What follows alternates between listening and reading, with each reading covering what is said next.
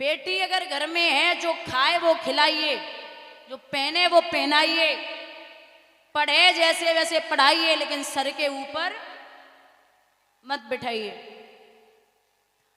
और यहाँ पिता भी बैठे हैं जिन्होंने बेटियों को विदा किया होगा, बाकी अनमैरिड भी बेटियां घर में होंगी जिनके विवाह नहीं हुए होंगे। मैं निवेदन करती हूं कि बेटी का जब भी विवाह करो तो कछु तो पिता ऐसे होवे जो बिटिया ससुराल से फोन कर दे कि पिताजी यहाँ तकलीफ है, तो लेकर राइफलें पहुंचाते, बोल किसने क्या बोला, और एक काम कर, या आग लगा ले या फांसी लगा ले, हम दहेज एक्ट लगा दी, 50 लाख तो ले लिए, तू दबना किसी से नहीं, मैं सबको देख लूंगा। और एक बात माताओं, आज के टाइम पे 80% बेटियों का घर बिगाड़ने में उनकी खुद की माताओं का हाथ है। ये 4-4 घंटे फोन पे लगी पड़ी हो ना, क्या खाया, क्या पिया, क्या कर रही हो, सास कहाँ गई, पति कहाँ है, बाजार नहीं गई क्या, साड़ी किस कलर, अरे क्या फर्क पड़ता है, अपनी बहू संभालो कि वो घर में क्या कर रही है। क्या बेटी के मायके के लिए मरे जा रहे हो, वो ससुराल में कैसी है, क्या कर रही है, क्या नहीं।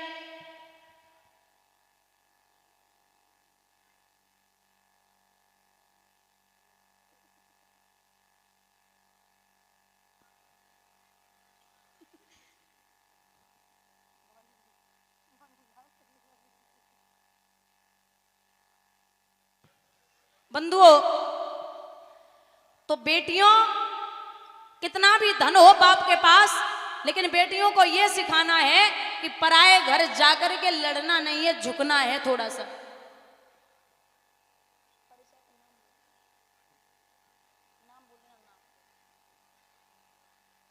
बोले कि पराए घर जाके झुकना है, अगर सास 2-4 बातें कह दे तो कोई दिक्कत नहीं है, सहन कर लो। माता, एक सेठ जी थे, सेठ जी, उनके यहाँ एक बिटिया ने जन्म लिया। जब तक वो कुंवारी रही, कोई 2 बातें कहता 4 पकड़ा देती, कोई 4 बातें कहता 6 पकड़ा देती। बड़ी हुई तो सेठानी बोली इसको अकल सिखाइए, ये पराए घर जाएगी। सेठ जी बोले, का पागल हो, हम 2-4 नौकर भेज देंगे, हमारी बिटिया बहुत बढ़िया है, पैसा दूंगा दबा के। जवाब दो महाराज, पैसा हर जगह काम नहीं करता, आप इसको समझाइए, शादी के योग्य हो गई, रोज उड़ाने आएंगे। सेठ जी ना माने, विवाह के योग्य हुई, बिटिया की शादी हुई, रात भर ससुराल में कट गई। सुबह ही सुबह फोन आ गया, पिताजी हमें ले जाओ, पिताजी हमें ले जाओ। सेठ जी बोले, कल विदा करी, आज ले जाएं, क्या बात है। बोले, अगर भोजन कर रहे हो तो पानी यहीं पीना, आके हमें ले जाइए। अब पिता तो पिता होता है, पहुंच गए। समधी से कहा नमस्ते, नहीं बोले। समधिन से कहा प्रणाम करता हूं, वो भी नहीं बोली। बोले, बेटी को लेने आया हूं, ले जाऊं क्या। सास आग बबूला है गई, बोले कल को ले जाने वाले अभी ले जाओ, हमें ऐसी बहू नहीं रखनी जो पल पल पे जवाब देती हो, ले जाइए ऐसे। बाप ने अपनी जुबान बंद की और चुपचाप लेके और निकल आए। जो घर पे पहुंचे सो बिटिया कलाई पकड़ के बिठाए, लो बच्चा, वो ससुराल कैसी है आपकी, ठीक है ना। दांती को पीस के बोली, वो ससुराल है, कहां डाल के चले गए, वो नरक है, नरक। अच्छा, ओ ससुर कैसे हैं, बोली वो 1 नंबर के राक्षस हैं। वो सास बोले 1 नंबर की डायन। ननद बोले 1 नंबर की चुगलखोर। जेठ बोले 1 नंबर का धूर्त मूर्ख। अच्छा, देवर बोले 1 नंबर का आवारा। पिताजी बोले सब छोड़ दे, पति तो ठीक होगा ना। हाथ जोड़ के बोली, 1 नंबर को यमराज, मुझे ससुराल नहीं जाना, कुछ भी हो जाए यहीं रहो, यहीं रुको, हम यही समझेंगे कि 2 बेटा पैदा भय। लेकिन प्रधान जी, बिटिया शादी के बाद और मायके में 10 दिन से ज्यादा रुके तो पड़ोसी बातें करने लगते हैं। अब मजबूरी है तो कोई बात नहीं, घर में कोई तकलीफ है तो आप रोक लो, लेकिन अच्छे खासे टाइम पे आप 10 दिन से ज्यादा बेटी को मायके में न रोकें, वरना माताओं को तुम जानते हो, पिट के आई हो का कूट दो सासु ने, का पति शराबी मिलेगा का, हजार बातें करेंगे। मंदिर जाती, सहेलियां पूछती अरे जीजा जी नहीं आए क्या, अब तो विदा होके गई थी, दूसरे दिन से आई हो, जा ही नहीं रही हो। बिटिया बोली अरे गई जीजा है, तेऊ ना जीवन दे रहो, तेऊ ना जीवन दे रहो, नहीं जाना। जब लोग ताने मारने लगे, और भाभियां भी आज के जमाने की बड़ी एंड्रॉयड हैं, ननद अगर 7-8 दिन के लिए आए तो बढ़िया सेवा करेगी, हाँ, और 8 दिन से ज्यादा रुक गई ना तो बुरखो गिलास, बोले वो समर, उठाओ गिलास और समर चला के पानी पियो और खिचड़ी बना के खाए लो, और ज्यादा का जुकाम है तो बच्चन स्कूल और छोड़े आ जाओ तैयार करके, सोच समझ के मायके में रुकना है। अब बिटिया 1 महीना बाद सुस्त बैठी, सेठ जी बोले क्या बात है लाडो, कोई किसी ने कुछ बोला, बोले पिताजी अब हमें छोड़े आ, कहाँ, कहीं भी, ऐसे कैसे कहाँ छोड़ा है, क्योंकि शादीशुदा लड़की है, नहीं पिताजी कोई शहर में मकान लेके और मुझे छोड़ दो। सेठ जी समझ गए कि ये तकलीफ में है, बोले बिटिया हमारे यहाँ एक महात्मा आए, उन महात्मा ने हमें एक मंत्र दियो है, और मंत्र जाप कर ले तो ससुराल तेरी मुट्ठी में। बोले मंत्र अंतर का छुना है, साधना हो तो बताओ। हाँ बोले साधना भी है, साधना क्या है, बोले साधना ये है कि 6 महीने तक अपने ससुराल वालों को जवाब मत देना। कितने दिन? 6 महीना। सेठ जी जानते थे कि जुबान कड़वी है, 6 महीने जब आप मत देना वो सब ठीक हो जाएगा। ठीक है छोड़े आप। अब जैसे ही बाप लेके पहुंचे ससुराल में, जो ससुर ने देखो, सास बोली फिर आ गई कलमुही, इसे तो किसी ने नहीं बुलाया तो फिर आ गई। अब की बार घूंघट में आई, अच्छा संस्कारी बन के आई है, बाप ने समझा रखा था। तो कांच को गिलास रखो रहे एक, सो घूंघट में खड़ी थी, कांच के गिलास में धोखे से पैर लग गो। ससुर बोले अंधी है क्या, आते ही आते बर्तन फोड़ने लगी।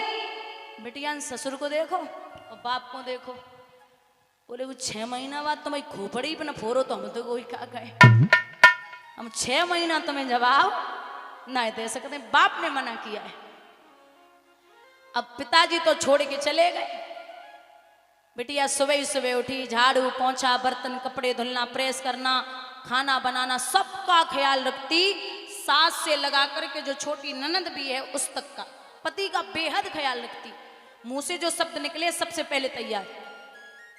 सास बोली हमें जल गई जगह बाप की जुड़वा वहीं से दूसरी वाली पठे दे, वो तो पहले ही वाली है। हाँ मम्मी जी हम तो पहले ही वाले हैं। सास बोली जब बिना डाइन से नीचे ना उतरे, अब जब मम्मी जी बोल रही। 1 महीना लगातार सेवा की, सास ने चाबी निकाली कमर से और बहू को ला मम्मी जी जाके ले तो कितने पापड़ बेरे ला दे, आ दे मालिक की हम पे। अब 2 महीना भये तो 2 महीना बाद रक्षाबंधन पड़ेगा, सो भैया लेवे को आएगा। वो चलो दीदी घर पे चल रही। बहने बोली मम्मी तो पूछ ले। भैया बोले मम्मी किनते कह रही, मुझे बट पूछ क्या। सो पहुंचे वो, मम्मी जी दीदी को लेने आया हूं, ले जाऊं क्या। सास बोली लला आज लेके जा रहे हो लेकिन कल सवेरे तक छोड़ जाना। एक वो दिन था जब कह रही थी कि कल को ले जाए वाले अबे ले जाओ। ये जवाब न देने का नतीजा है। तो जितनी जो खुश हो ना वे ब्याह ना है, सुन लो कान खोल के। पराए घर जाने नाक न कटाए दियो अम्मा धंधा की। अब कछु तो सोच रही तुम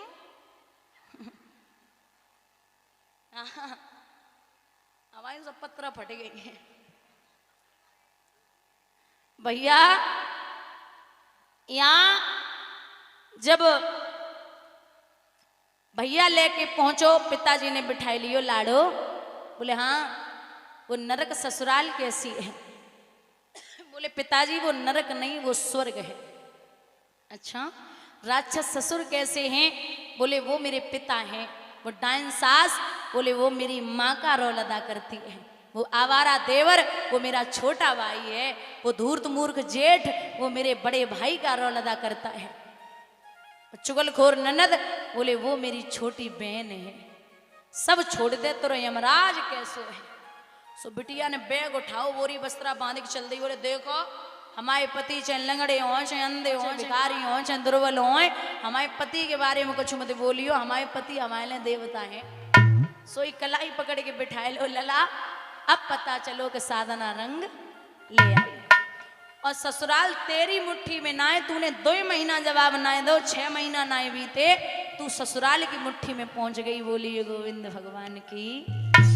तो बेटियों को सिखाना है कि पराए घर जा करके थोड़ी सी अगर सास कुछ बोल दे, पति कुछ बोल दे, तो थोड़ा सा बर्दाश्त कर लें। सास जो होती है ना वो थोड़ी देर बोलेगी, आप मौन रहिए तो घूम फिर के फिर आएगी, बहू का बना हुआ है। ये सास होती है ना।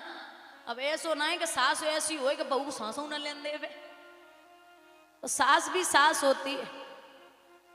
कहते ना कि काम करो तो सांस भूल जाते, काम करो तो सांस भूल जाते, तो काम न करो रिंकू भैया तो सांस भूल जाते। दिक्कत तो ये है, आफत है।